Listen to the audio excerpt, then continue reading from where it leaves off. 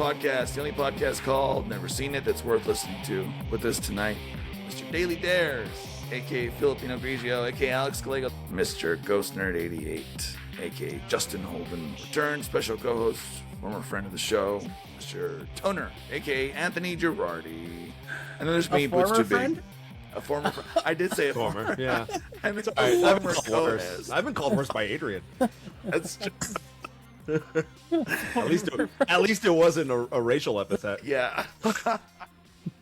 Yeah, there's me, Boots Too Big, and tonight we're discussing the classic 1991 film Backdraft. So you punched out a window for ventilation. Was that before or after you noticed you were standing in a lake of gasoline? Two feuding siblings carrying on a heroic family tradition as Chicago firefighters. But when a puzzling series of arson attacks is reported, they are forced to set aside their differences to solve the mystery surrounding these crimes. Directed by Ron Howard, starring Kurt Russell, William Baldwin, Robert De Niro, Donald Sutherland, Jennifer Jason Leigh, Scott Glenn. I mean, it's kind of a who's J.T. Walsh. It's kind of a who's who of 90s and 80s stars of all levels, all backgrounds, and probably the more successful movie that William Baldwin has ever been in, I dare say. I don't know. But we'll get into all that. Justin, this was your movie. I know this movie holds a special place in your heart. Tell us, why did you choose Backdraft? Yeah, it does hold a very special place in my heart, specifically because it was like something that me and my dad bonded over, and it also made me want to be a firefighter, and this movie still makes me want to be one as well. You know, if I didn't have a bum knee,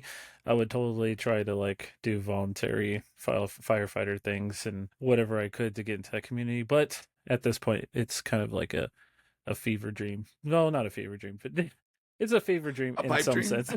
A pipe dream. That's it. Pipe dream. Yeah.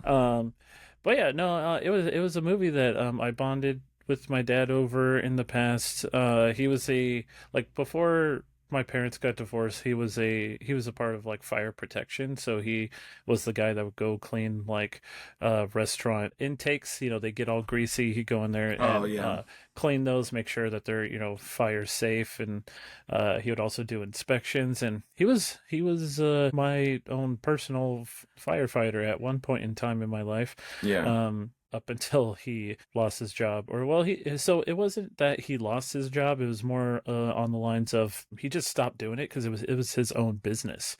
So he had his own business going on doing fire protection, and then he just completely after the divorce and everything, he completely just went downhill from there. But it just reminds me of my dad and things like that. Are you old enough to remember the Backdraft experience or whatever they called it at Universal Studios back in the day? Did you ever go to that? Yeah, I do. I actually showed a video to Jess and Donnie last night after we were done watching the movie. We watched some of the behind the scene things from the DVD, and then I was like, hey, you guys remember the Backdraft experience at Universal Studios Hollywood? And I just put that on, just kind of give perspective. I was like, this was the coolest experience for me. I was really sad they got rid of it to replace it with Transformers, but it was a really cool walkthrough experience that showed you how the practical effects were made, and you were able to really experience what it was like to work on the sound stages, or in that case the fire stage that they built specifically for that movie, which was really awesome. It was a good thing. But Universal unfortunately got rid of all the major bangers of what made the park great. So they got rid of that, the Terminator, the Back to the Future, and now they're going to get rid of the Simpsons, which replaced Back to the Future. I don't know what they're replacing the Simpsons with, but I'm guessing they're gonna backtrack and actually bring Back to the Future back. They're just gonna revitalize. I think that'd be great. That'd be awesome. I do fear they may use AI to enhance that experience, but it remains to be seen. Yeah. So I mean, like I said, this got so many big A-listers. It's kind of crazy to me seeing De Niro in more of a supporting role where he's not the focus. I don't know. I'll say, Anthony, I'll ask you. I mean, as a fellow Italian, Italian. what do you think about De Niro? Kind of, I mean, he still plays a really good role. Don't get me wrong, but he sort of takes a back seat in this movie. Yeah, you know? he does. I think, he's just kind of there as like the grizzled old guy that's, it feels like they're jamming a few stories together actually as they're telling this tale. But you get, the brother tension going on as the one story. Then you get the tale of like these firefighters just trying to do good. Then you get like a grizzled old cop story too of like, oh, like gotta make my case. So I think it's a fun story. I think, De Niro had a fun character there. Yeah. I don't think it needed to be the star of the show. Right. The fun thing I think was Russell playing two characters, playing the I was father gonna say. with just a mustache. So that was him. I'm not crazy. It had to be. I mean, I didn't go look it up, but I was like, Kurt. Because I saw this movie when I was a kid, so I haven't seen it for a long time, and so I was like, sitting watching it. I was like, I remember Kurt Russell in it, but I was like, I remember the dad dying. I was like, was he only in it for a short time? And then he popped back up, and I was like, oh, that's right. Okay, they did that thing. So, no, it was a fun little role for Kurt Russell to take the lead on, I think. And Kurt Russell, I don't know why. I mean, I know obviously he's younger, but man, I don't remember him having like such a baby face. Like he has kind of a. Am I crazy, or did his face shape change over the decades? Like his face just seems smaller. Well, and I kept seeing how, like the son, like his son with Goldie Hawn. Oh, Wyatt Russell. Wyatt, yeah. I kept seeing Wyatt a lot in this younger role. I was like, oh, okay, I definitely see the resemblance there. I kept seeing Alec Baldwin. I was like, no, that's his brother. That's it. Because those genes are strong in the Baldwin family too, man. Like, do you think it was weird for Alec Baldwin when the characters would be like, oh, Steven is so great, and he's like, I do have a brother named Steven. I think about that every time I watch this movie. I'm like, I wonder if he gets upset that everybody's like going around calling Steven, and he's probably looking around like, well, my brother's here. What the fuck? Yeah.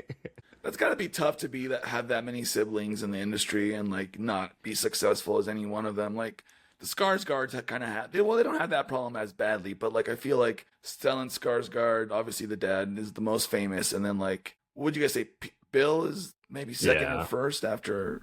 What's the really tall ones? I forget his name. You know what I'm talking about, though. There's like you also got the Stallones, though. And the Stallones, yeah. Oh, that's right. What was Sylvester Stallone's brother's name? He has two brothers that are. He's got two one brothers, was like less successful, and then I feel like one was on the a third sitcom one was like really unsuccessful. Okay, I don't know. Wasn't one of them on a sick? I feel like we'll have to look into that. It's like Sylvester Stallone. But if they were more italicized, that's what his brothers look like. Dante Stallone and Frank Stallone. Frank Stallone, I think, is the one that's Frank's the more popular. Frank's the one that got he got a little bit more moderate success, and then was it Dante Stallone? He was like very little success. Dante Stallone. Well, Frank Stallone was in Tombstone, which we covered on this show. I don't know that. Yeah, he was in the first Rocky. He was in Hudson Hawk. Another movie we covered. Yeah. That was one of your movies, Girardi. Who Dante Stallone was in Hudson What a Hawk? full circle moment. No, Frank was. Frank? Okay. Yeah.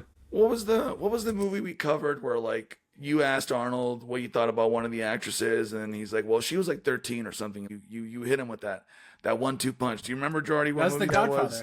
That was The Godfather. Was it the Godfather? Oh, that was the Godfather. Yeah. You asked him what did you like the girl, and you're like, oh yeah, she's 15. And Arnold's like, man. Classic moments on NSIP. An easy rug pull. Yeah. You won't get stuff like that on any of the other Never Seen It's, but we won't get into all that. But in all seriousness, though, like Donald Sutherland's in this, also a small role, very important role. Did it feel like he was kind of like Hannibal Lecter in a way? They go back to him, or at least the Baldwin, William Baldwin's character goes back to him, and he's like, but tell me why you want to be a firefighter, and then I'll tell you the answer. And he's like, fine. And that was totally like a Lecter getting the lamb story out of Clarice. Like, I can't be the only one that noticed that. It was really funny because Donald Sutherland has such a short role in this movie, but it's so impactful. He's so creepy and conniving, and he really is. Like Donald Sutherland really like takes the limelight for those few minutes that he's in the film. He has this way of playing like sort of a subdued, unhinged villain role. He was great in the Hunger Games. He was great. Invasion of Body Snatchers. Yeah, I've never even seen that movie, but I know the last scene. Only you were on a podcast where you watched movies you hadn't seen. The premise of the show, right? What else? Scott Glenn always plays a bad guy who was also in Silence of the Lambs. He's the FBI director. J.T. Walsh, who was in, we did the Outbreak movie with Dustin Hoffman. It wasn't called Outbreak. It was called, I can't remember the name of it. It was I think it was called Who's Outbreak, Outbreak? wasn't it? It was Yeah. called Outbreak, Yeah. yeah. With him. And then he's also in one of my favorite movies, A Few Good Men. And I remember, Justin, you once pointed out too, and you guys say I have a bad memory, but Justin, you once pointed out, you're like, every time JT Walsh appears in something, he's always like a villain type role. Because in the Outbreak movie, he was like the guy that's like, no, we got to burn the town down. I don't care that we're sacrificing people. It has to be done. Blah, blah, blah, blah. And yeah, that was a great scene. But yeah, JT Walsh is in this. He's like what is he? Is he a politician or is he a mayor? What was he? Yeah, what do they call? He's running for alderman? mayor or something like that. He was an alderman, What does that mean? Do we know? Is that a firefighter term? a member of a city or town council. He's like Right. a council member. Gotcha. I thought it was. Wait, are we talking about the guy that plays Swayzak? Yeah, Oh yeah. Yes. There's like a poster behind it, like behind what's her name, and it says Swayzak for mayor. yeah, he's running for mayor, but he's currently a council he's- member. an Oh, alderman. okay, that's what it was. Yeah. Yeah, so JT Walsh, he wasn't a bad guy in A Few Good Men, but he was like, he does put a gun to his mouth off camera and takes his life in that movie. Very dramatic role. But yeah, other than the big name actors, I mean, what do we think? Emotionally, this is a movie about brotherhood, right? On multiple layers, not just the brotherhood between two literal brothers, but also the brotherhood between firefighters and stuff. Yeah. Did that theme do it for you guys at all? I mean, was that relatable? Anthony, you have a lot of brothers. I should probably ask you first. I mean, how do you there's a couple relate? floating around? I mean, it there was a raw emotion there, like they were at odds, right? So I found it hard to relate with anything personally that I feel with my brothers, but like I said, I think it was a multi-layered story. The thing that got me the most on this view was like how much life they gave the fire and how much the fire was the villain as well. It kind of had these characteristics and traits to it where it would fight back and it was clever. You almost felt like that Final Destination kind of plotting that, like, it was like, oh, it's bright, breathing back and then it's going to come and get you. So I really liked that, how they gave the fire life. That was, I think, the layer that I kind of hooked onto the most, of just like the battling against the fire. And then everything else was the subplot of like, oh yeah, it's all set up for De Niro to put together, that it's just this guy stealing state funds, and really stick it to I think it's a little timely, right? Kurt Russell's character to kill them all with fire. So.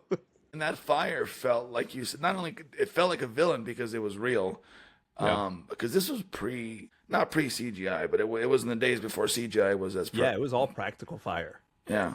To the point where like VFX artists still go back to Backdraft as they're like building CGI fire, because they're like, oh, like how does it light an area? Like what does the heat look like as it's pushing through? Like they really hyper-analyzed this movie for what it achieved. Yeah. There was like a thing that I was watching on the featurettes of the DVD, and Ron Howard was talking about how originally he wanted to use CGI for the fire, and I guess they spent like I think he said 6 months to a year on trying to perfect the CGI for majority of the movies. That was around the time when like CGI was like starting to become like a more common thing in movies like Terminator and Alien and all those things. People were winning awards for like really good CGI for the time, and so he spent like 6 months to a year trying to like prep the movie to use CGI fire. And he was like, ultimately they ran some tests and they're like, this shit sucks. So let's just see if we can work with like pyrotechnics and make it work. And they were able to solve a lot of puzzles to make the fire act and manipulate it so they can get it to do what they want with it to tell a story, because Ron Howard indeed said that he wanted the fire to be its own character. And they did a great job. And Ron Howard, he's probably the most reliable director in Hollywood. I say reliable because I don't know that he's necessarily like an auteur director, but like you get him in there and he's just gonna get it done, right? Like he came in to do the Solo movie when they were already like halfway into it, and he just like, well, we'll just get it done. You know, he did The Grinch. He's done what was that movie? A Beautiful Mind. That was a great movie with Russell Crowe. I mean, the guy's just like such a reliable director. Interesting that he did Hillbilly Elegy, which was based on the J.D. Vance book, but we won't get into all that. Like, what do you guys think about Ron Howard as a director? Apollo 13, obviously. Like, do you guys see maybe a little bit of an auteur there, or do you think he's just like, no, just a hired gun type of dude? Alex, I'll start with you. How do you must have an opinion on this, on Ron Howard? Yeah. So I really like Ron Howard. I don't think he's like a genius per se, but he's a very, very, very solid director. I think that's why so many people can count when like they need something to get done. They will hire Ron Howard to be the director for a film, right? There's been a couple times where he's had to step in for other directors where they had to like either leave or... That was on Solo was that project. That's because right. It was the That's two right. guys. Solo, he stepped in for that. And, you know, he actually... I look back on it now and I was kind of harsh on Solo. But if you think about it as like a summer blockbuster action fun film, that's what it was. And he pulled it off. I agree. Like you said, it was a fun movie. It was a little dumb, you know. It had some dumb moments. Yeah. We and didn't need to know Backdraft. exactly how Han Solo got his name, but whatever. Exactly.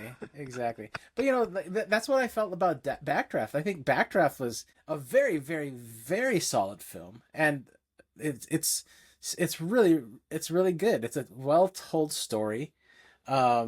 It's nothing breakthrough as far as, like, storytelling is concerned, but the special effects are amazing. The way his vision for it was really, really executed well. But it's just like a classic story of good and evil. A lot of themes that are relatable, like the sibling rivalry, like fighting bad government.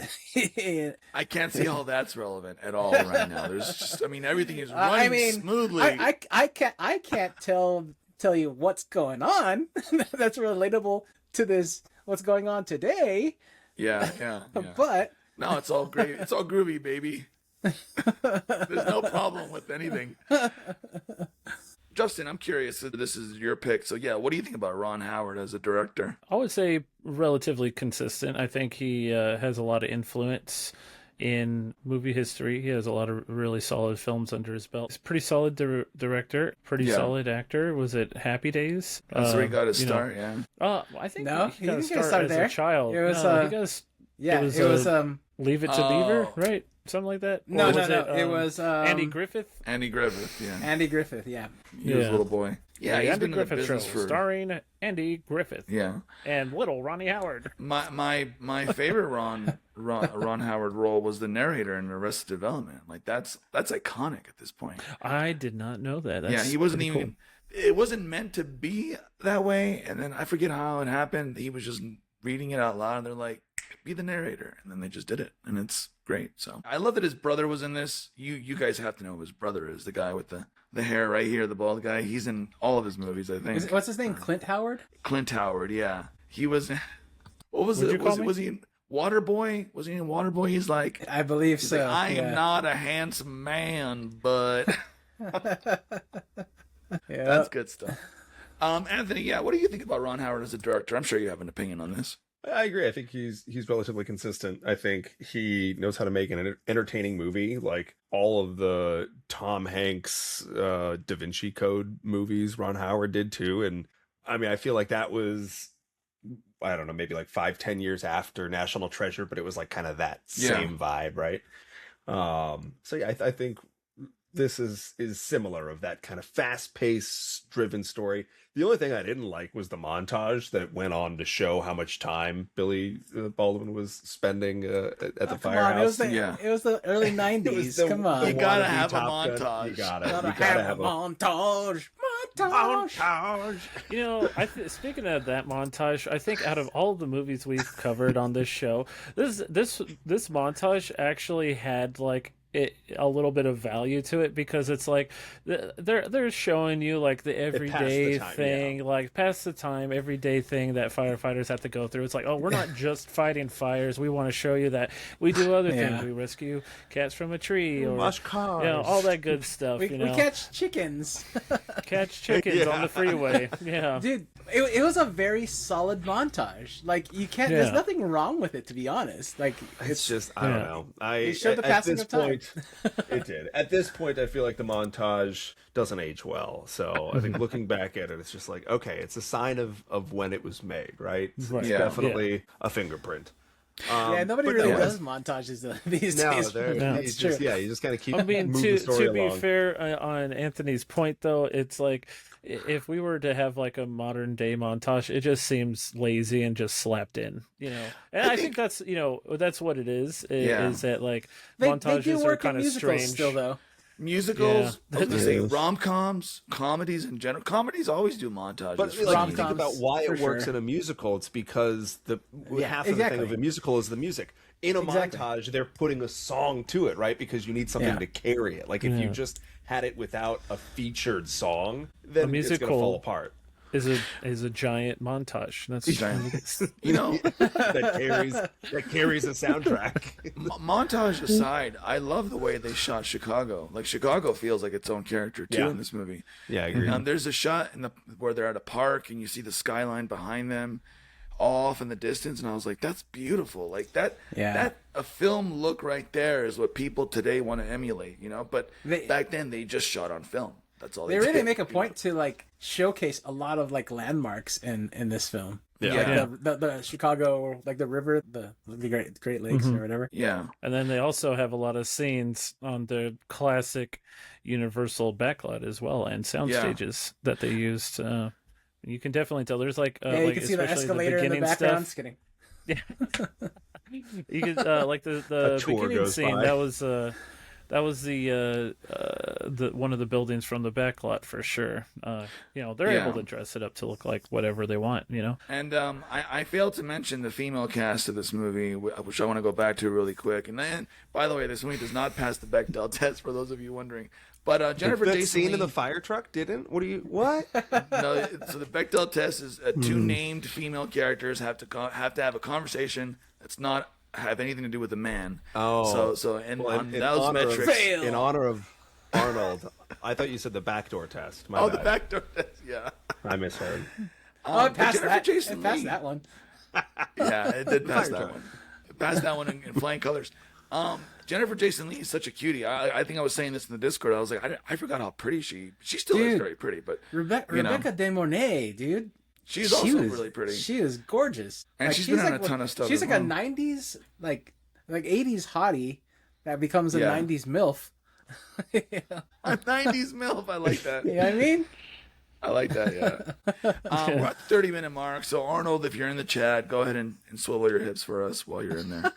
Let And me we see have a that lot of hip people in the swing. chat. And by the way, HLP, he's got something interesting to say. He says, interesting how most of the movies that are reviewed are relevant to politics. Let's do a review. Let's review a movie about starting fires when lots of companies are being set on fire. Hey, that actually tracks. That's been going on lately. This is actually topical. That is why they probably want, in the end, and everyone Ubering so that they know exactly where you live. Oh, yeah, because I was telling HLP that it's probably cheaper to Uber at this point than to fucking have a car and pay for gas. But anyway, yeah, lots of warehouse fires going on around the country. I think, people are fed up. People are fed up. They're fed up, I don't know why they're fed up. Do you think that's why this movie was taken off of all streaming devices? Because they don't want people getting ideas for how to set really efficient fires? That's an interesting conspiracy, right? Look, Yeah. just take it and run with it. There's been weirder ones. Physical media wins again. Hey, there Yeah, you go. there you go. You got your DVD. It does feel weird that we're sort of, I don't want to say regressing, but for lack of a better word, we're sort of regressing to old formats and stuff. And it really shows you that, yeah, people are tired of being Nickel and screwed over, dimed. right? Justin, you were saying earlier, now Shutter's raised its prices. Netflix has raised its prices, twice this year already so far? Disney, everyone's raising their prices. So we're going back to cable. I found out something interesting about like how Netflix pays their directors and when they fund a movie. So they were talking about the new upcoming film from Quentin Tarantino that he wrote, The Adventures of Cliff Booth or whatever. That movie cost like, what was it, 200 million or something to film, right? Or they paid they spent that much money. Netflix paid that much money, but like I guess 40 million is going to Brad Pitt. Who's Right. Wow. Tarantino's not directing this film. He's just the writer, but they gave him 20 million, and the director Wow. is somebody else. I can't remember. and he got 20 million. But I think they're it's paying- David they're- Fincher. Yeah, David Fincher. That's correct. And so Yeah. what's happening is because Netflix is like, oh, we're not going to put your movie in theaters anymore. It's just going to be on Netflix. So they don't get back end. A lot of these films don't get back end because they're not going into theaters, right? So that's why they're paying these huge sums of money to pay for these films and paying these directors and actors up front such large sums of money. Because if they went into theaters, they would actually get a smaller cut at the very beginning and then get the back end. But because they can't, Netflix can't guarantee a back end, they have to pay up front in order to that. And so it's like, that's why I was like, man, $200 million for this film? But That's then it makes ridiculous. sense. But it is very, very, very, very ridiculous. And here's the thing, Netflix neutered the fucking physical media market because movies used to make more money on the back end on DVD sales and all that, and then streaming came along, pretty much destroyed that.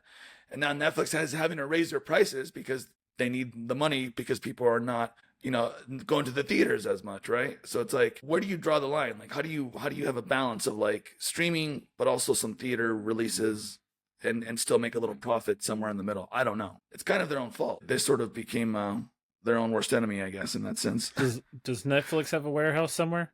Yeah. Well, I don't know if didn't they former also Backdraft recently lot. kill their DVD service? I think recently they got rid of their DVD Yeah, they service. very recently Set got rid fire of Yeah. to their DVD warehouse. That doesn't have yeah. anything in it. it. They have a warehouse full of Just a bunch of, like- non-claimed DVD rentals.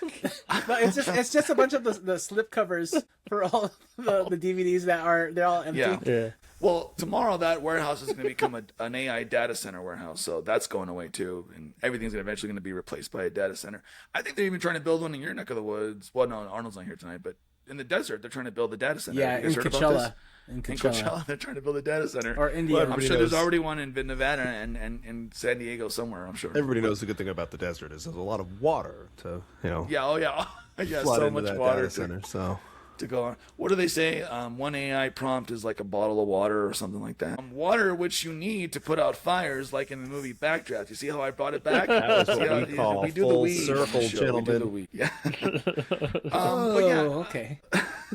what else do you want to say, Justin, about this movie? Because this is your movie, and was it at the forefront of your mind, or what made you think about it? Because I feel like I haven't thought about this movie in decades. Yeah, I think about this movie quite often actually. I do consider it to be one of my truly favorite films. Yeah. it's from Roman Empire. Yeah, I would say so. I mean, trust me, I know that there's much better movies out there, but I think this has such a huge nostalgia factor for me. Yeah. That it becomes like my number one favorite movie, and it's not a perfect movie. It definitely isn't, but it's very nostalgic. I think the drama within it is very well done as well. And aside from William Baldwin, this being one of his major serious roles, I think he did really well.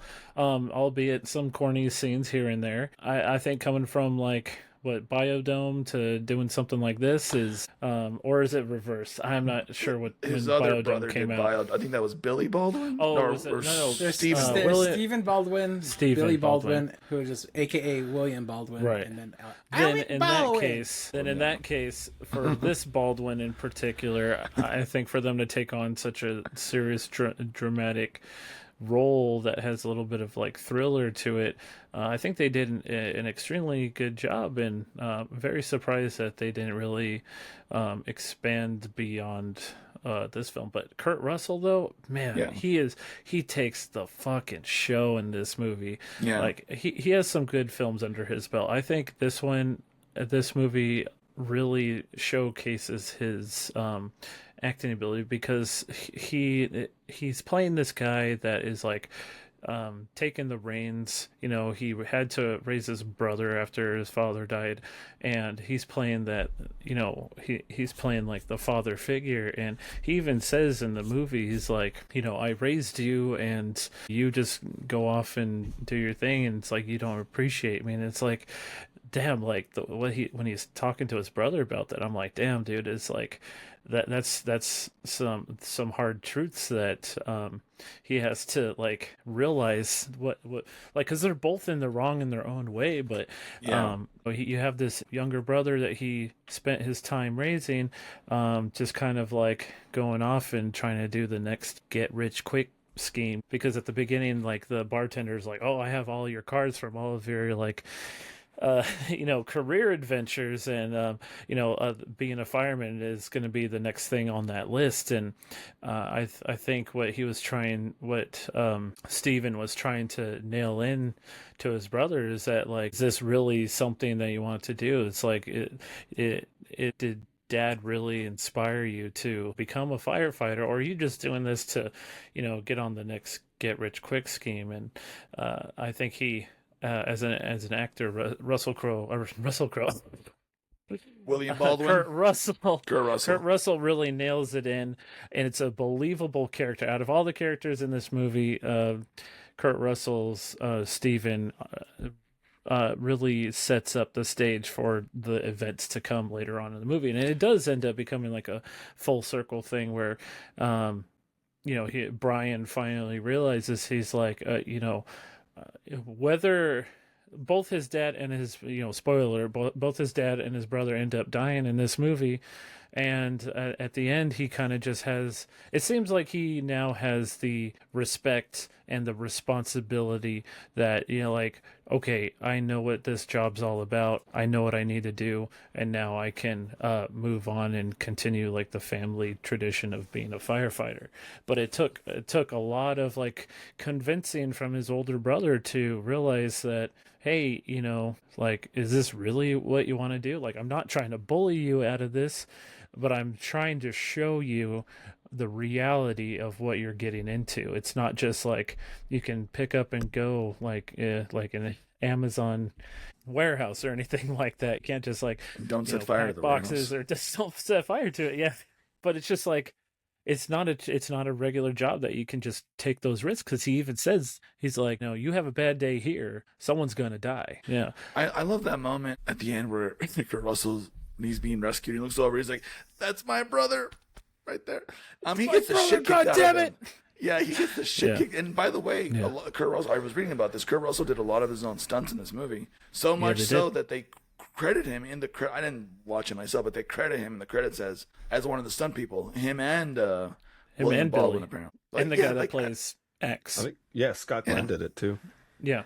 If they had made this today, it would just not be the same. Even with all the technology and everything that we have today that we didn't have in 91. It'd be volumes, it'd be green screens. Right. That's what I was saying. Like, it would be all CG. It would be all pretty face, pretty boy actors. Although, what was the fire movie that they just went through the awards season this year about the Palisades fire?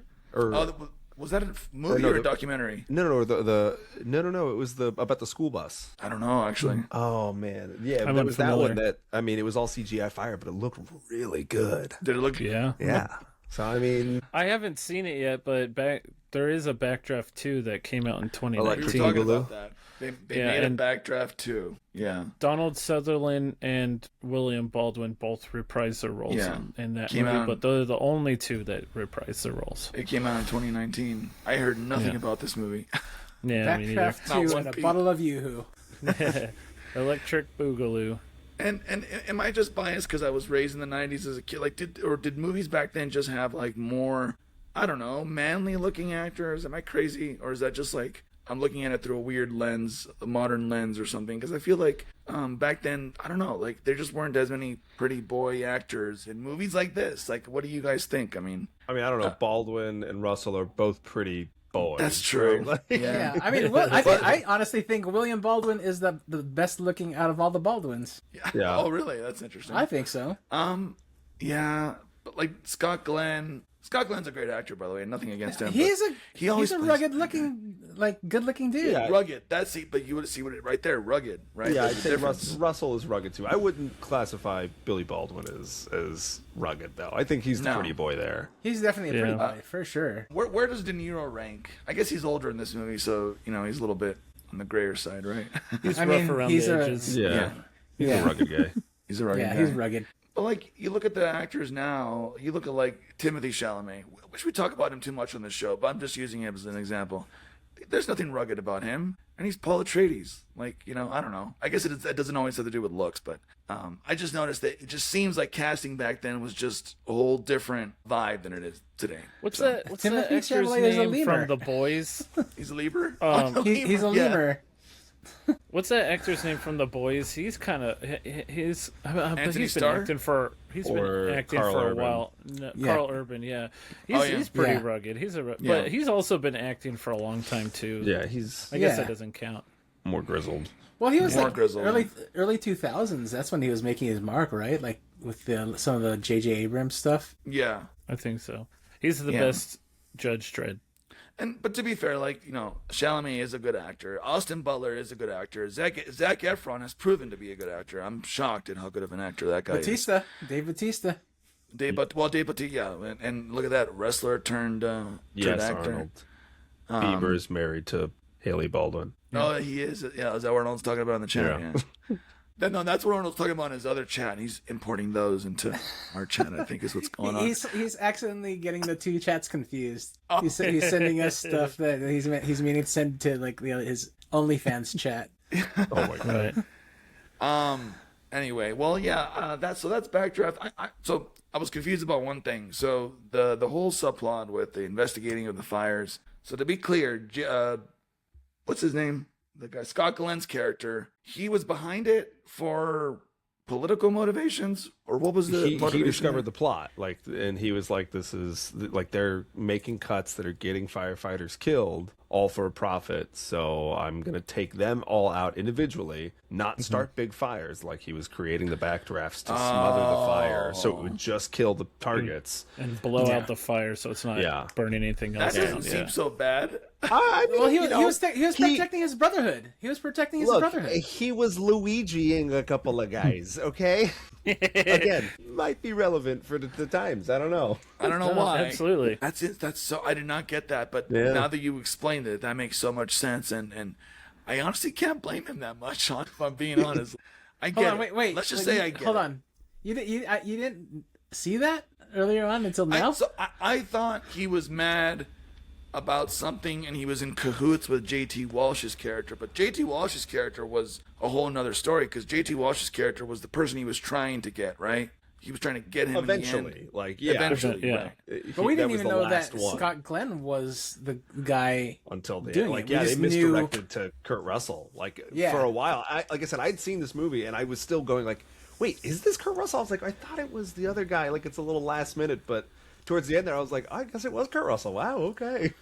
I like that red herring of making it seem like Kurt Russell was behind it because I was thinking, oh shit, like if that's the real twist, that's great. But Yeah. then I feel like they were on the brink of probably setting him up, which it almost happened because his brother was like, "What the hell? Like, are you the one killing firemen?" And that's why when he went to his boat, he's like, was it Brian Stephen McCaffrey was like, if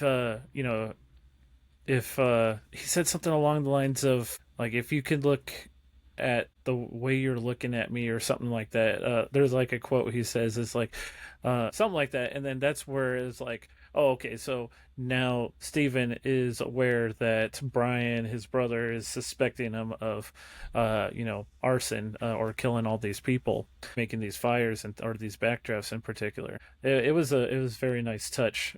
Yeah. But I'm glad like Steven was able to step up and be like, hey, like, this isn't me doing it, and then we had that brotherly team up at the end there. Yeah.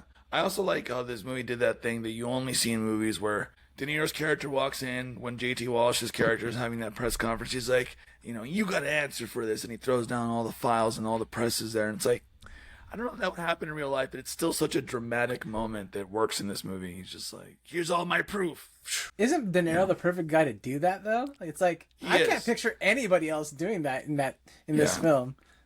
And that's what I mean. Like, oh, hold on. De Niro's going by right now. Okay. So I Adrian live had down an the alibi street for from that warehouse fire. He was here. We have it recorded. There's actually it an is Amazon. Oh, never mind. 7:44 p.m. Yeah. But no, you're right. De Niro, he is a perfect character for. I'm glad he got closure on that. I didn't know how they were going to close the loop on De Niro's investigation. I love that he burst in there all dramatically and dropped the files, and the press is like, "Give us more answers." And he's like, "No, we're done here." And then yeah, but see, that's actually, what's more unrealistic than that scene? The fact that somebody in a position of power was being held accountable, because you just don't see that in real life. I thought you were going to say the fact that firefighters rode an elevator up to a fire. I feel like that's a pretty hilarious part of that. I forgot about that. There were a lot of things. I don't think they consulted firefighters a lot on this film. I'd have to look it up, but a lot of things felt very much like, okay, that was very Hollywood. We appreciate that. Well, a lot of the extras were real firefighters. Also, don't like firefighters and all emergency responders, there's like a button where they could bypass, like, I don't know if it makes on the elevators? On the elevators, Yeah. right? They have like Yeah. they There's don't a have to key like To go past floors, yeah. Yeah. Ron Howard did actually spend a lot of time with the Chicago firefighters to get a real sense of how. I think the elevator scene in particular, I know it's super unrealistic, but I think that was kind of like a joke. Like, firefighters always take the stairs, but because they're such like the renegade, fire department, like we're the toughest, fire. He's like, I just think it was just like one of those I don't fucking care moments. I think that also probably showed bullheadedness and like resistance to, like, because he was obviously having a hard time with his brother, and that was just him being boneheaded in that situation, being like, oh, I'm invincible, nothing can touch me type of like moments. Or like how he was always very hurried, like, we got to get there fast, stairs are longer than elevator. Yeah, exactly. So I feel like the elevator scene was more or less like a joke, a play into like what firefighters tell you to not do, the opposite of. Yeah, Hollywood logic applies a lot in movies like this, because sometimes doing it a certain way is more dramatic. It's more visually interesting. How are you going to have a conversation like that if they're all going up the stairs? Like, it's easier. Let's just put them in an elevator and film it in one shot, and it works. I think it was a great scene either way. I love the fact that you see the smoke kind of get sucked in through the bottom of a door at one point, right before the guy opens it, and then boom, Backdraft. And that's the name of the movie. I think we did it. Did you have any more thoughts, Justin, before we start to wrap her up? What do you think? I think, in my opinion, I don't think we talked enough about like the scenes with fire. I don't think we talked about the character fire itself a whole lot. Let's get into it. I mean, yeah. No, because I think the movie is very impressive. Like I said earlier on, like, Ron Howard could have easily chosen to do CGI, but no, everything in the movie was practical effects to some degree. I mean, I'm pretty sure that a lot of it was slightly altered in certain areas, but a lot of the scenes where they show like the rolling fire on the ceiling, and then there's like the scenes where like it's shown rolling out on the ground and things like that. Fun fact behind that is, in order for them to get because I guess it doesn't just roll on the floor like that, but it rolls on the ceiling just fine. So for them to get that scene where the fire is rolling towards Brian's character, and then they have like that twisting fire and everything. Well, they actually had to flip a whole scene upside down. So the scene where it shows his legs, it's actually just like stationary legs, and it's filmed upside down. So the flames are actually hitting the ceiling and it's rolling on the ceiling, but they flipped the scene around to make it look like it's rolling on the floor. Coming towards the camera, right? Coming towards the camera, yeah. And then they actually built a special for like the little twister fire spiral thing. They actually built a device, and they actually show it off in, or they used to show it off in the Universal Studios experience, but they built this spinning thing specifically that lit on fire to show it like spinning, making it look like it's alive and things like that, giving it more character and dynamics. So I thought that was like a really cool thing to add. That was a great effect. They did something similar in Independence Day. I saw a video about that the other day. They put the set on its like side, basically, the camera pointing up, and then the fire just comes towards the lens. And all those shots from Independence Day were pretty much done the same way, and with real fire. So apparently that scene in particular, it was the White House scene or something, or no, it was the Empire State Building scene. Yeah. For the ending, they just flipped it upside down. They shot the same scene. It's just they incorporated the spaceship over it, so it exploded. I thought that was pretty intuitive, actually. The White House was like a model. It was a lot of models. The White House model was like a 30-foot long model or something like that, and then they just blew it up. Amazing. And that's what I'm saying. They wouldn't do that these days. They would just all be CGI. So. I will say one of the biggest goofs in Backdraft is when they're in the warehouse, with the mannequins, like earlier on in the movie. There's a scene where everything just, they're like, we got to get down, and everything just starts exploding. I don't know if you noticed, but the windows from the outside in explode. Like there's nothing like. I mean, the windows are exploding. I think that's a pretty hilarious little fault in the movie. Glass can actually explode, though, right? Not like if that. It's hotter. Not like full on explosion from the outside in. I don't think that's happening. Yeah, I think, but regulating it's the cool. air pressure. It's sucking the air from outside. It's pretty hilarious. If you go back and watch that scene, you'll be like, okay, like the windows are physically exploding. Yeah, it's pretty hilarious. Yeah, Alex. Yeah. So I think another big goof was the scene after when the fireman was like pulling the hose, and then there's the bra attached to it. Like, how did the bra get attached to it? It got like wrapped around it, Threaded. It got threaded. How did that happen? Like they must have either like done some crazy shit underneath the hose to like remove their undergarments, and then she like, I don't know.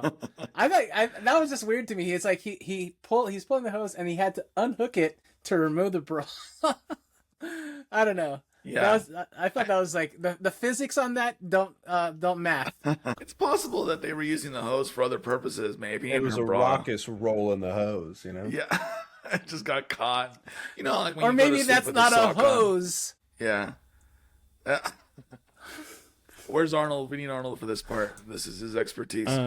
I want to point out another goof as well. Again, earlier on in the movie, that first scene where we get like our first like glimpse at like a backdraft is when that guy is like walking up to his townhome or whatever, and he's walking up the steps and he opens the door and it just goes. And then, so if you look really closely at the scene and you pay attention to like the next few scenes after, so the I'm assuming a dummy. I would hope it was a dummy. Like. So the door explodes and his body goes left, right?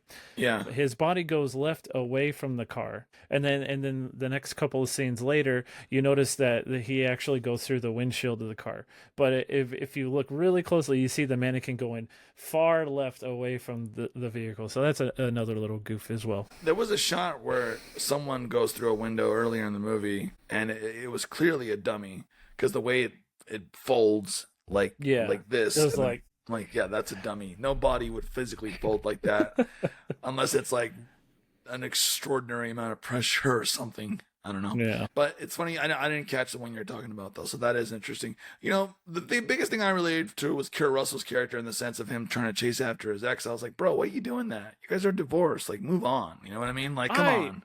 I think it's fucked up. In my opinion, I think it's fucked up that she was even there at that at the dance retirement party. Right. Yeah, I think it was fucked up that she, because she knew he was going to be there.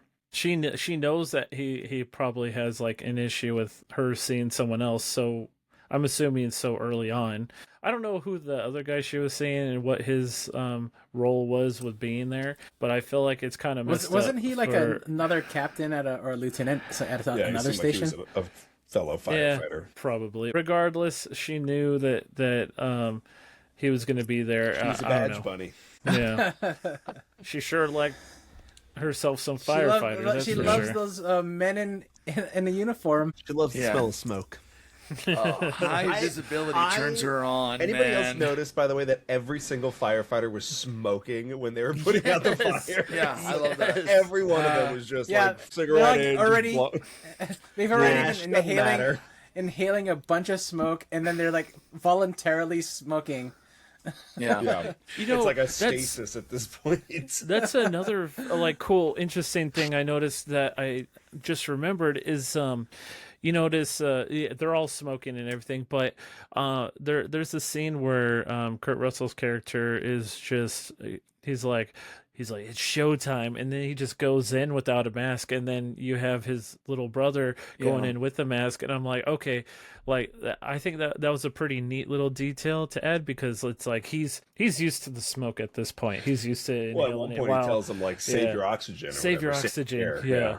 And then it's like he doesn't even have an oxygen tank. It's it was pretty insane. But it just shows that he's done it like once or twice at least. They didn't have those. They must have not had them in the '90s, but like I know, like when I worked in TV, Anthony, you probably remember going to fires, and the firefighters have those beeps that go off when they're not moving long enough. That was after. That had to have been, yeah. I was noticing, like, these guys seem so healthy. Nobody's coughing, nobody's hacking a lung, but they're smoking, they're inhaling smoke. They're still in their prime. That's what They're still in their prime. Yeah. So I thought that was interesting. Well, they're not going to show that. They should have.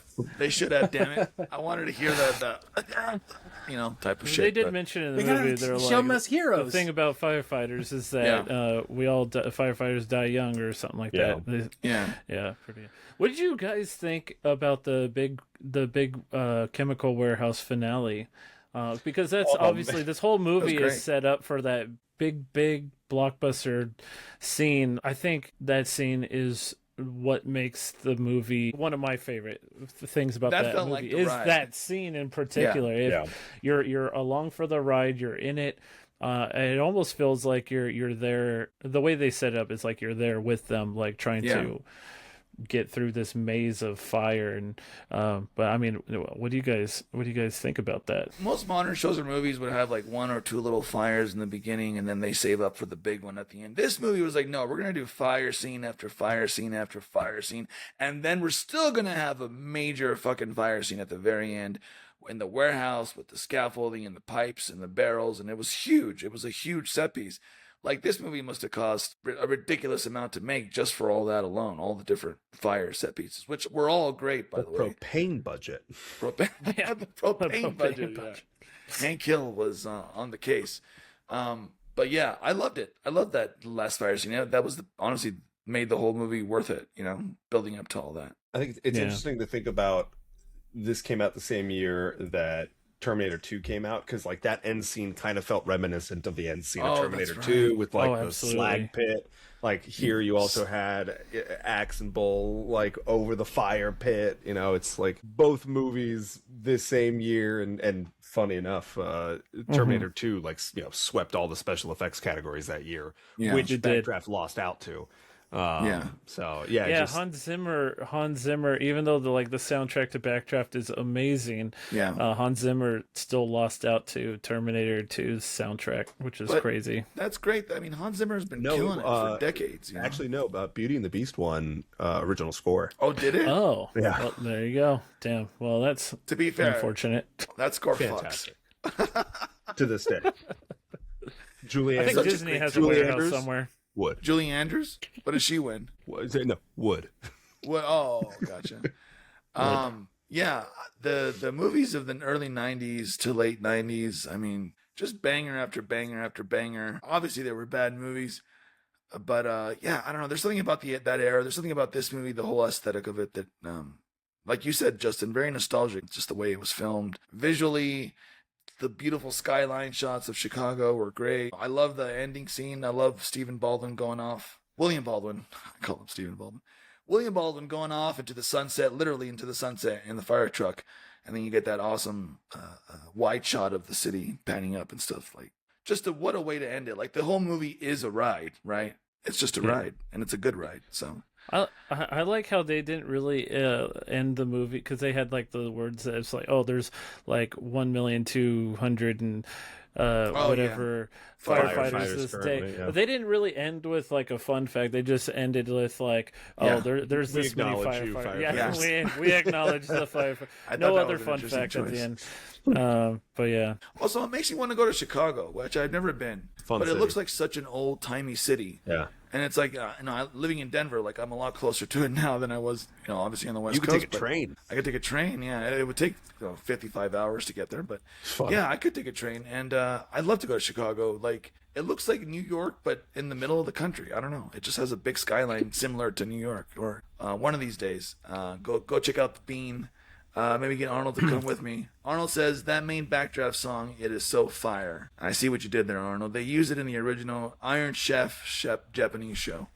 Oh, interesting. I Hey, didn't Justin, know that. I have a question for you. The fact that Backdraft and Terminator 2 came out in the same year, and then Terminator 2 taking a lot of the awards that could have gone to Backdraft, how does that make you feel? Like, those seem like two of your top films. They're my top favorite dear. movies. Like, they're both great. Like, they're both amazing. Does it make you bitter that, like, Backdraft didn't get anything?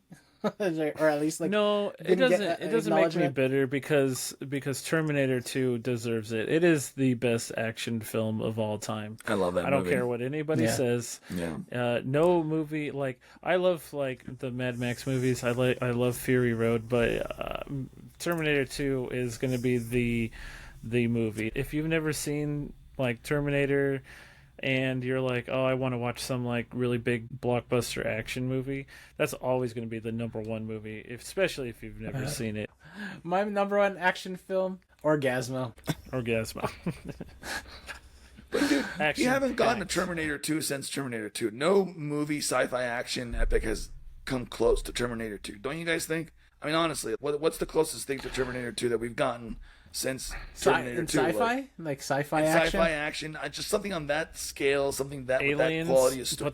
that's James Cameron as well. So. Well, that was in that. Well, that predates Terminator 2. But I'm talking about since then. Like, what's the Yeah. closest Yeah. thing we've gone to a I mean, if you're sci-fi saying- time if you're travel saying- action movie? Yeah. I don't know. Nothing Like, really. I don't know what comes close. I mean, you have your mean, genres, right? I think if anybody did action films on the level of James Cameron, I would maybe say like a Michael Bay film, right? Yes. I think as cheesy as we like to say, like Yeah. base explosions are fucking awesome. Like Yeah. Armageddon. I am here. Armageddon, the Armageddon was Terminator. I mean the Transformer movies, The Island, which is bad I for love The many Island. reasons, but like the action elements of it are Yeah. fantastic. You know, though, I'm for me, Lincoln. though, like I feel, I feel like there's different, not that there's different levels, but there's different styles of action. Like there's Yeah. sci-fi action, and then there's like, for me, my personal favorite is like gunplay, like hand-to-hand combat action. That kind of like fight scene action is like my favorite. I honestly favor that over explosions and things like that, and that's why I Yeah. love like John Wick series. That's why I love like kung fu movies. You know, Yeah, the because Kill those to Bills. me, it just feels like Kill it just Bill. feels organic. Whereas like I do love the spectacle, but like it just feels so much more tangible in an action Yeah. sense to see somebody get punched in the face. If we're talking action sci-fi too, like The Matrix was kind of Oh yeah, Matrix, yeah, yeah. yeah. you know, Yeah, like, so I think 99. action and sci-fi and the intersections between, like it's still going strong. Yeah, it doesn't get any better than like Terminator or I mean Backdraft is like, to me, this is the first time I watched this. I think it was incredible. Like the special effects, we already talked about this before. It's you can't do this these days, or they won't. There's a great anyways. comedian. There's this guy on TikTok I follow who does a great series of videos about different pop culture stuff and weird fun facts and blah, blah, blah. And he was talking about today, he was like, did a video about why do special effects look kind of worse today than they did back in the day.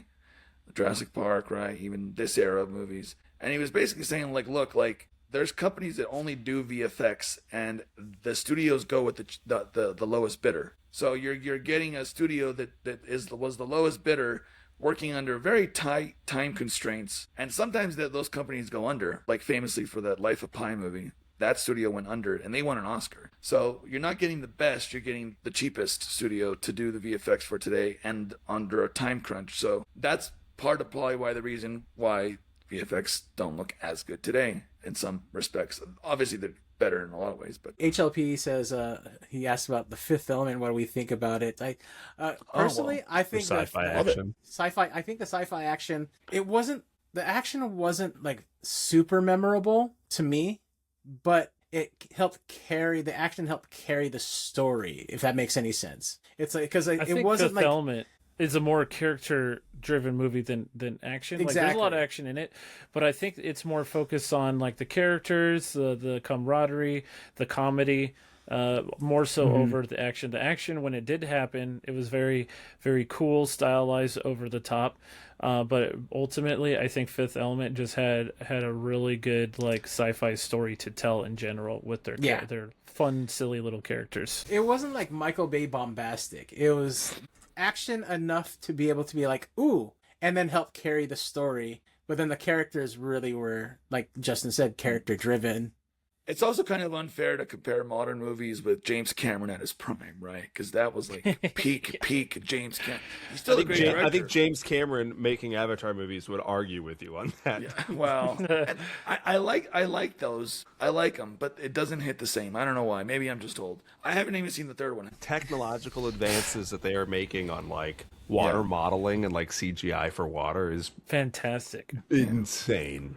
It is insane. The Avatar movies are just like they're throwing money at them to test new technology, right? I think that I feel like that's what they're just basically doing. Well, it's like, just his passion projects. It's like he's saying, "Oh, hey Disney, I need to film Avatar 3, and so part of that I need to research the Titanic just for water flow things. So I'm gonna take a sub down there. You guys are gonna pay for that, right?" And so like he's just got a guy with expensive hobbies. Can you take a couple billionaires down there with him next time he goes? James Cameron can stay on the boat. Just send now them down. We need to get James Cameron obsessed about fires in warehouses. That was most recent Avatar movie is Fire and Ash. It is, yeah. It's called Fire and Ash. Not as much fire technology in that one. I say they're expensive, but to be fair, the Avatar movies are just Zoe Saldana with a mask on her face capturing her expressions, and then they just do it all digital later. Yeah. It's all mocap. Mocap. They're not Very really building expensive sets. video game. Yeah.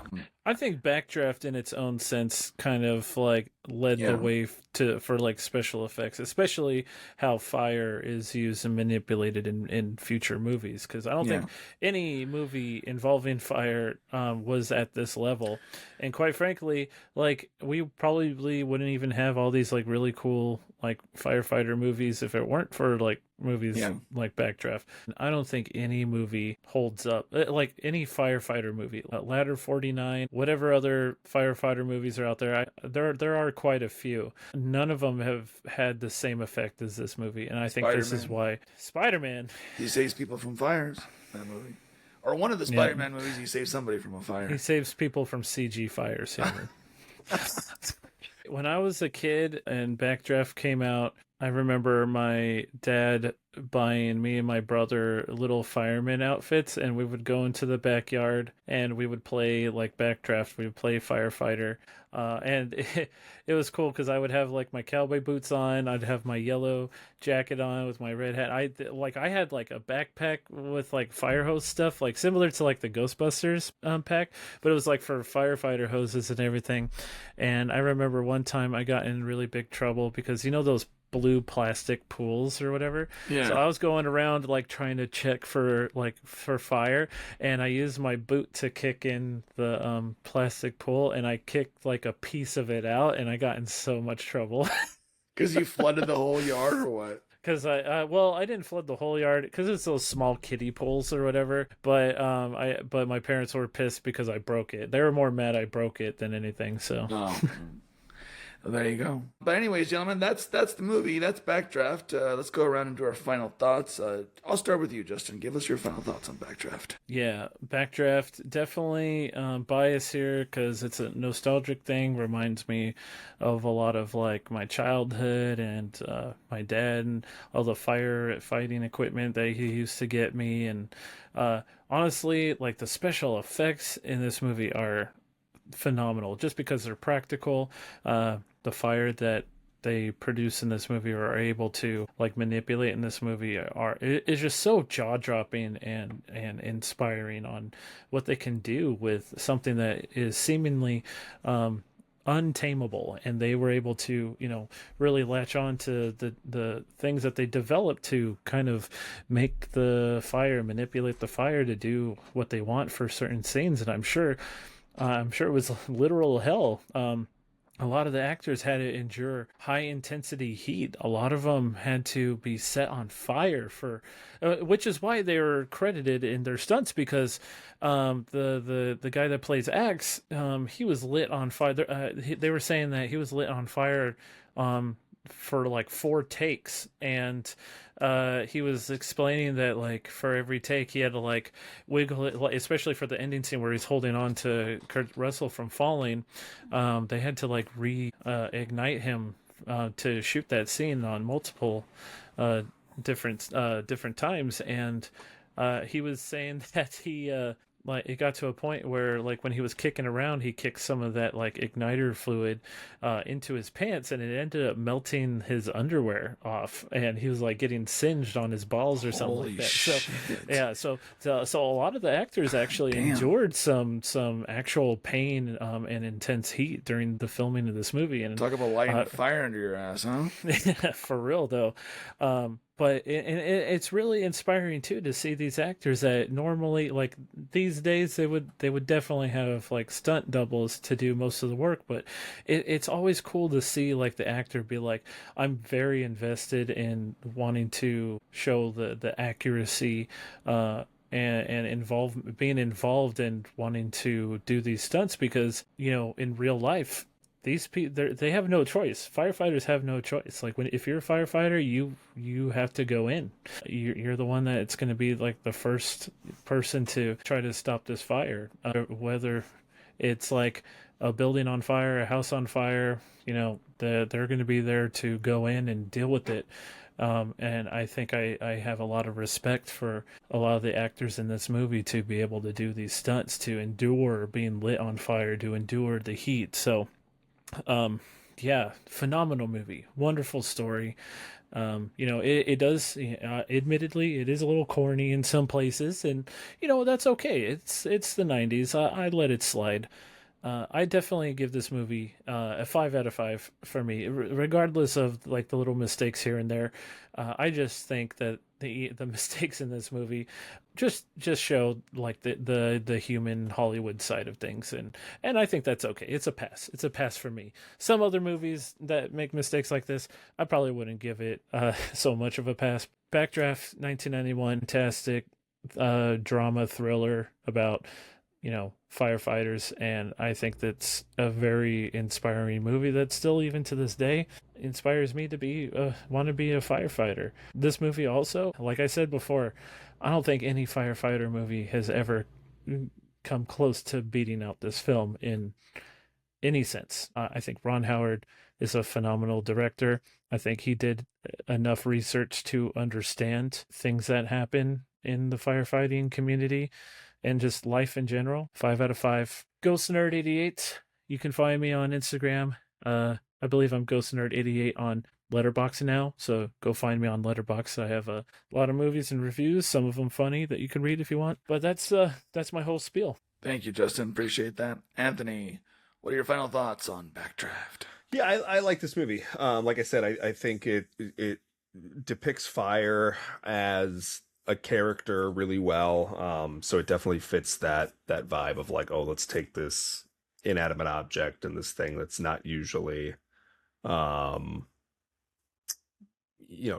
usually a villain, and let's give it life. So that's fun, and I think technically it still it depicts fire in a way in films that we don't capture anymore, and that a lot of modern films draw from. Definitely has some corny things. I think Kurt Russell like adopts and loses an accent throughout the movie, and at no point is it a Chicago accent or like a Midwest accent.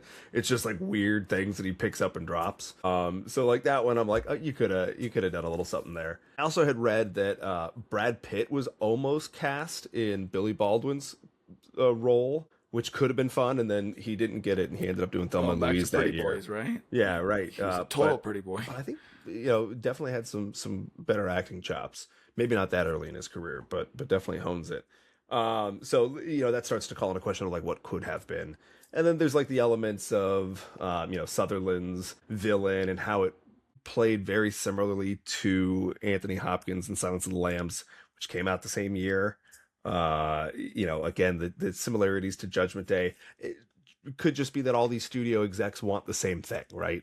And it's just kind of coincidence. But I think a little of it then pulls it away from like that 5-star perfection. That said, it's still a great movie. It still holds up. It's fun to watch. I give it a 4 out of 5. Where can people find you? Nowhere. No. Wow. Yeah. No. I browse the interwebs occasionally at Toner TON3R, or you can find me. I think I'm on Letterboxd there as well. And don't talk about gang violence, Gerardi. Whatever you do, not talk about risky subject. Thank you for that, Anthony. Alex, what are your final thoughts, and where can people find you? This is a movie that I really enjoy as well, and a lot of times, especially when it's the first time I've seen it, don't really take notes. I don't really sit through them, and not to say that I couldn't, but I just thought that it was such a fun film, and there wasn't really much to say about it, to be honest. Like, it was one of those films that, for me, was kind of a classic Hollywood film. Classic storytelling, as I mentioned before, good versus evil. It was a unique take on like a villain, the fire being the villain. The real villain, you don't really know that it's them until like much later on. Like you see Scott Glenn's character, you don't realize that he's the bad guy per se, but he was, in a sense, he was still trying to do good by his brethren.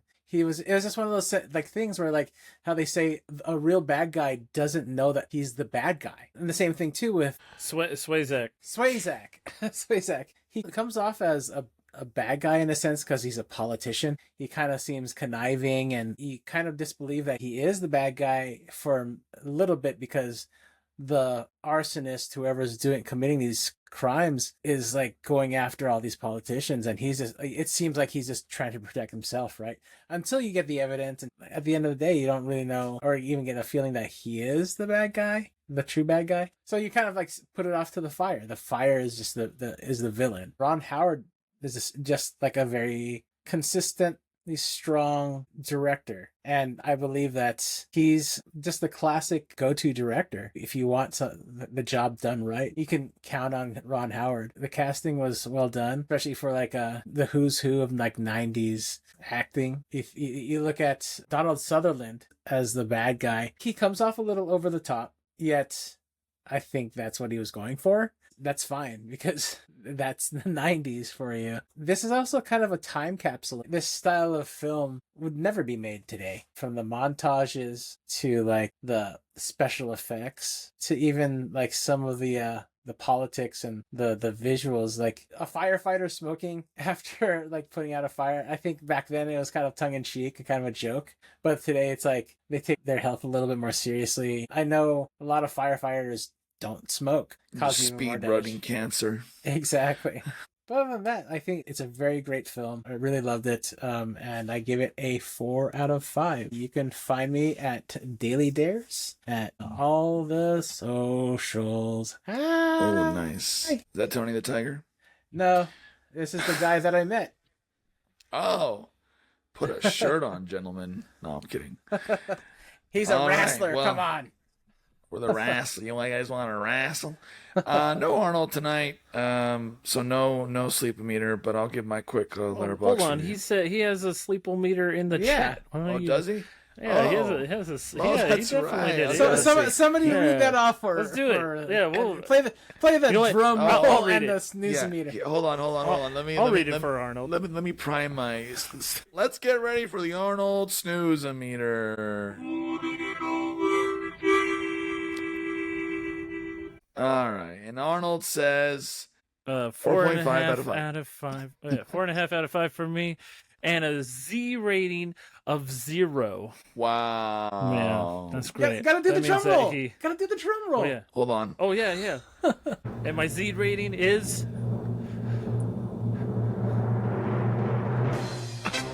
0. 0. Man, I love it. we I keep love it. failing at the drum roll part. I know. There it is. Though. Thank And you. now I'm Arnold. blurry. There you go. You're back. There. You're back. Thank you, Arnold. Thank you, Arnold, for your input. Yeah. What did you eat, Arnold? Ice you eat cream during and the beer movie? again, probably, right, Arnold? Arnold ate the flu. He ate the flute. He seasoned it with a little paprika. Oh man, good stuff. They're laughing, so we did something right. Even though we always get the timing wrong, but that's the beauty of doing a live stream, guys. That's the beauty of it. So, One day we'll get Arnold the timing right. A-double-O-B-T's too Now big. Arnold says, now it's time for BOOTZ too big. All right, so here's my letterbox review for Backdraft. Kurt Russell at his peak, a Baldwin brother in his prime. What's not to love? Backdraft is pure 90s spectacle in all the best ways. The fire effects still hit because they're real, they're dangerous, they're unpredictable, and alive in a way that CGI rarely captures. You can feel the heat coming off the screen. The same goes for the stunts, with the main cast fully committed, adding a layer of authenticity that's hard to fake.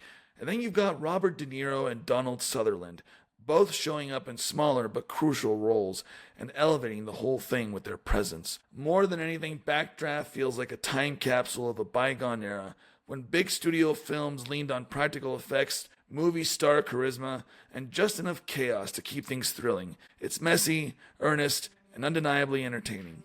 I had a blast revisiting it, and it left me nostalgic for a style of filmmaking that doesn't quite exist anymore, and for that reason, I give Backdraft 4 stars out of 5 on Letterboxd. You can find me on Letterboxd and Boots Too Big. You can find the show everywhere else. We're everywhere, guys. We are on TikTok. We are on Instagram. We are on Threads, Blue Sky, Facebook, and X. Visit our website, neverseenitpodcast.com. Email us, podcast.neverseenit@gmail.com. We'd love to hear from you. Subscribe to us on Spotify, Apple, and YouTube, or wherever you get your podcasts from. Share it, like it, leave us a review. It helps us out. A big thanks to Mr. Kyle Maps and the Burn Cycle for our intro and outro music. You can follow Kyle on Instagram at selfies_food_and_pets. Big thanks to Mr. HLP for the Arnold Snoozometer music. And that's all we have for tonight, gentlemen, and anyone else who's listening. Ladies and gentlemen, do we have any final words from the gentlemen? You go, we go. That's my brother. Good stuff. That's my brother, goddammit!